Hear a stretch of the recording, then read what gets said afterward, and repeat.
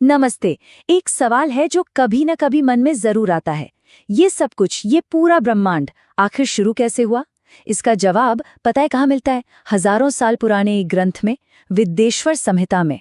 चलिए आज मिलकर इसके रहस्यों को खोलते हैं। और ये कोई छोटा मोटा सवाल नहीं है ना? ये सिर्फ बड़े बड़े फिलोसोफर्स का सवाल नहीं है। ये हम सबका सवाल है। हम कहाँ से आए? ये तारे, ये आकाश गंगाएं, ये सब कुछ, आखिर इसकी शुरुआत हुई कैसे? तो इन्हीं बड़े सवालों का एक बहुत ही गहरा और दिलचस्प जवाब हमें मिलता है शिव पुराण के सबसे पहले अध्याय में। इसका नाम है विद्येश्वर संहिता। और एक बात साफ है, ये सिर्फ एक कहानी नहीं है, ये तो ब्रह्मांड को देखने का, उसे समझने का एक पूरा का पूरा आध्यात्मिक नजरिया है। तो चलिए शुरू करते हैं। कहानी शुरू कहाँ से होती है? खैर, संहिता के हिसाब से सब कुछ शुरू हुआ एकदम शुरुआत से, सृष्टि के आरंभ से। जरा सोचिए, एक ऐसा समय जब कुछ भी नहीं था, न तारे न ग्रह, कुछ भी नहीं, सिर्फ एक निराकार शाश्वत चेतना जिसे ग्रंथ में सदाशिव कहा गया है। और फिर उन्हीं की अपनी दिव्य ऊर्जा, जिसे हम शक्ति कहते हैं, उसी से ये पूरा का पूरा ब्रह्मांड अस्तित्व में आया। मतलब शून्य से सब कुछ बन जाने की कहानी है ना? कमाल की बात। ठीक है, तो ये ब्रह्मांड बना, लेकिन इस इतनी बड़ी, इतनी विशाल रचना के पीछे आखिर है कौन?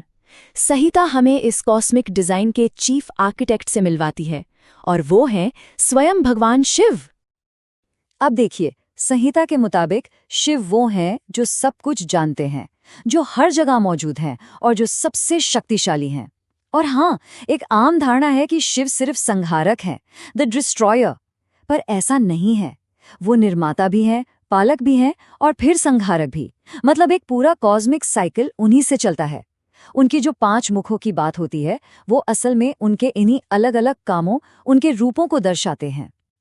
और ये ग्रंथ कोई सूखी सूखी फिलॉसफी की किताब नहीं है, नहीं। इसमें तो शिव की महिमा का गुणगान करने वाले इतने शक्तिशाली भजन और श्लोक हैं जो उनके उस अद्भुत मल्टी फैसेटेड स्वरूप को हमारे सामने लाकर खड़ा कर देते हैं। जैसे ये श्लोक देखिए, ये एक बेहतरीन मिसाल है। सिर्फ एक लाइन में शिव को भव कहा गया है, मतलब सृष्टि का स्रोत, द सोर्स। फिर शर्व कहा गया है, यानी संहारक, द डिस्ट्रॉयर।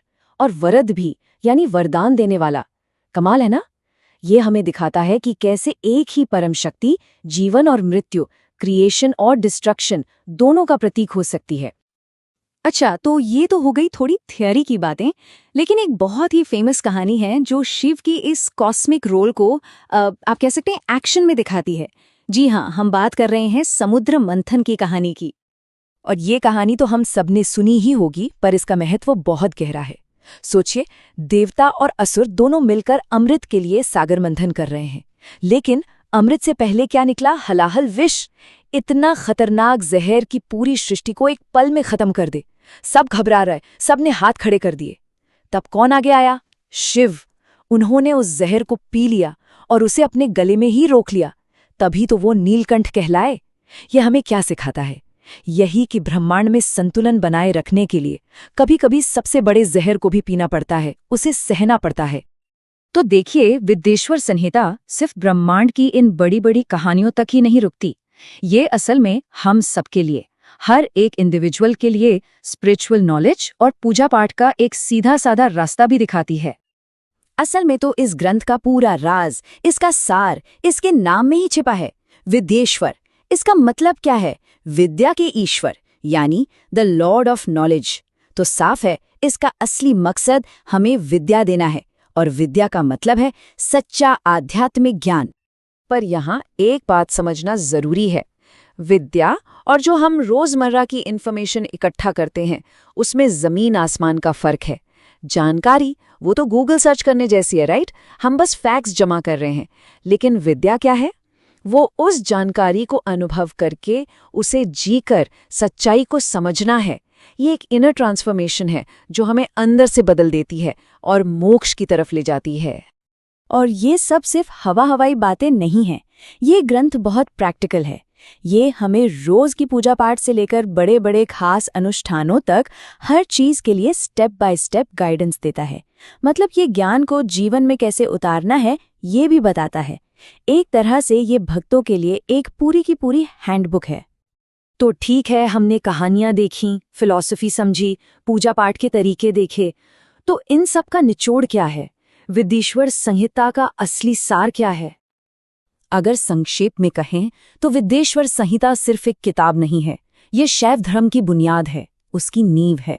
सोचिए, एक ही जगह पर आपको ब्रह्मांड की उत्पत्ति से लेकर एक व्यक्ति के मोक्ष तक का पूरा रोड मैप मिल जाता है, और यही वजह है कि ये आज भी इतनी जरूरी और रेलेवेंट है। और आखिर में ये ग्रंथ हमें एक बहुत बड़े सवाल के साथ छोड़ जाता है। ये जो हजारों साल पुराना ब्रह्मांड का ब्लूप्रिंट है, ये खाका आज के इस 21वीं सदी में हमें अपने जीवन के बारे में और इस विशाल कॉस्मोस में हमारी अपनी जगह के बारे में क्या सिखा सकता है? सोचने वाली